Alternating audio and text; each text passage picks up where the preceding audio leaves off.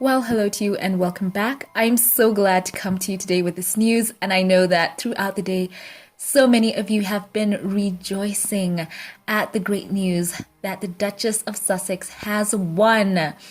And it was such a great victory for Team Sussex. So thank you for tuning in today. And if you're here for the first time, welcome. So I had actually seen this news when it broke and I wanted to update you, but I have had such a busy day. I've been out all day, so I have been chomping at the bit to share this good news with you all. So I know so many of you right now are so jubilant. So we're on this premiere, so get in that chat right now and toast this victory for Duchess Meghan.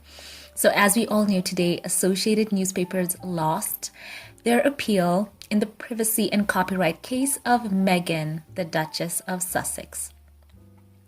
At a short hearing this morning, the Court of Appeal upheld Justice Warby's February 2021 summary judgment.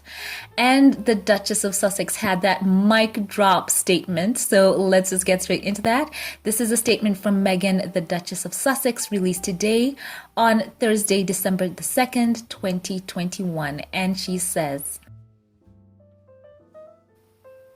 "This is a victory not just for me, but for anyone who has ever felt scared to stand up for what's right. While this win is precedent-setting, what matters most is that we are now collectively brave enough to reshape a tabloid industry that conditions people to be cruel and profits from lies and pain that they create. From day one, I have treated this lawsuit as an important measure of right versus wrong. The defendant has treated it as a game with no rules. The longer they dragged it out, the more they could twist facts and manipulate the public, even during the appeal itself, making a straightforward case extraordinarily convoluted in order to generate more headlines and sell more newspapers, a model that rewards chaos above truth. In the nearly 3 years since this began, I have been patient in the face of deception, intimidation, and calculated attacks. Today, the courts ruled in my favor again, cementing that the Mail on Sunday, owned by Lord Jonathan Rothermere, has broken the law. The courts have held the defendant to account, and my hope is that we all begin to do the same because, as far removed as it may seem from your personal life, it's not. Tomorrow, it could be you. These harmful practices don't happen once in a blue moon. They are a daily fail that divide us, and we all deserve better." So that ends her mic drop statement. Goodness, and my gosh, what a tongue-in-cheek moment for her to use daily fail.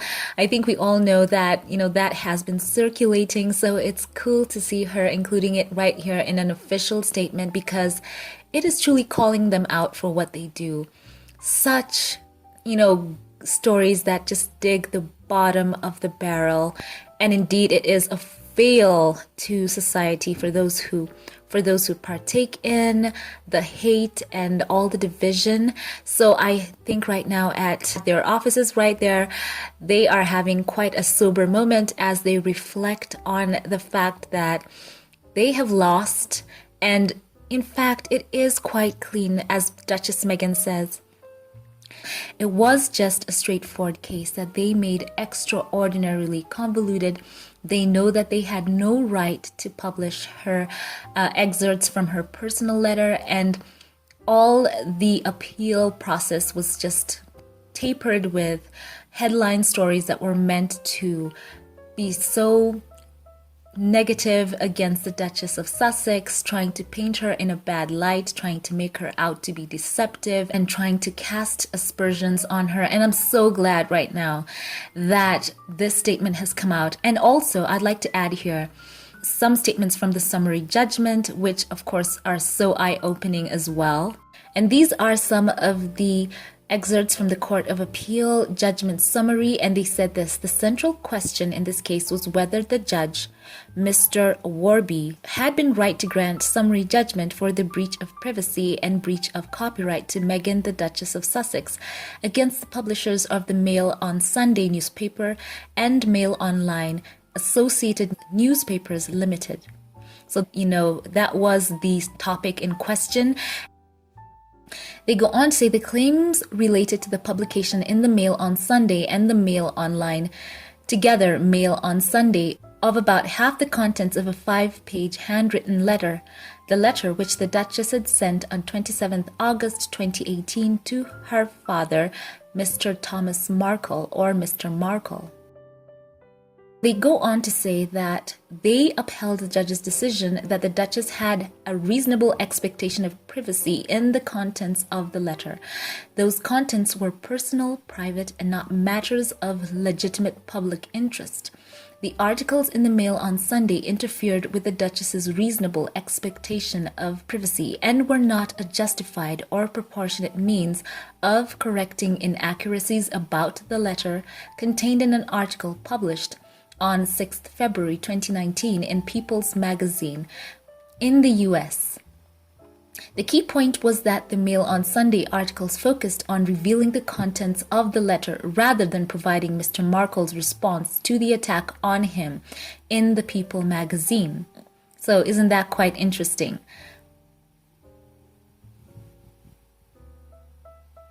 The Court of Appeal also say this, that they found that the judge had been right to decide that just one paragraph of the letter could have been justifiably deployed to rebut the allegation in People magazine that the Duchess's letter was loving, when in fact it was a letter reprimanding Mr. Markle for talking to the press and asking him to stop doing so.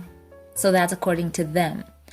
Quite interesting. But they also say this: despite finding the new evidence of little assistance, the Court of Appeal noted that the Duchess had apologized to the court for the pleadings served on her behalf that said that she did not know if and to what extent the communications team were involved in providing information for the book. And she came out with that. The Duchess had said that her phone had an app, a security app, that deleted all of her, back and forth messages with her team at the time at Kensington Palace. They also go on to say the Court of Appeal rejected Associated Newspaper's argument that the judge had applied the wrong legal test in deciding where the balance lay between the Duchess's Article 8 rights in the letter and the rights of Mr. Markle and Associated Newspapers to freedom of speech under Article 10. And failed properly to evaluate Associated Newspapers' defense to the Duchess's breach of copyright claim. First, fair dealing in reporting current events, and secondly, the public interest in reporting the letter. They go on to say that the judge had correctly decided that whilst it might have been proportionate to publish a very small part of the letter for that purpose, it was not necessary to publish half the contents of the letter as Associated Newspaper had done. So the Court of Appeal concluded by reiterating the narrowness of issues it had to decide. So they go in the end and say that there was no new evidence that could have been adduced at the trial that would have altered the situation. Their judgment would have stood. The main thing was that they published her letter, and it was absolutely wrong for Associated Newspapers to have done so. And they say themselves, if they wanted to rebut something, perhaps a paragraph, but they went overboard. So as they refer to the question at hand, they know that legally Associated Newspapers were absolutely wrong to have published Meghan's personal private letter to her dad. They were wrong to do it. And they go on to say that this whole appeal and the new evidence in quotes that had been provided had been widely publicized in the press, nationally and internationally, in those circumstances. They found that new evidence in quotes was more directed to the drafting of the letter and to what the Duchess knew about the contacts between Kensington Palace communications team and the authors of the book Finding Freedom. And of course, Meghan, she said she apologized, as I said before. And even the Court of Appeal judgment summary says that they find on her behalf perhaps it was a lapse in judgment because, having her former communications team ask her about something, according to her understanding at the time, they were doing it in her best interest. And she was obliged to go ahead with any advice that she was being given. So I'm so glad today to see that the Duchess of Sussex has been vindicated and all the hoopla surrounding this appeal has been shut down by the judges as well.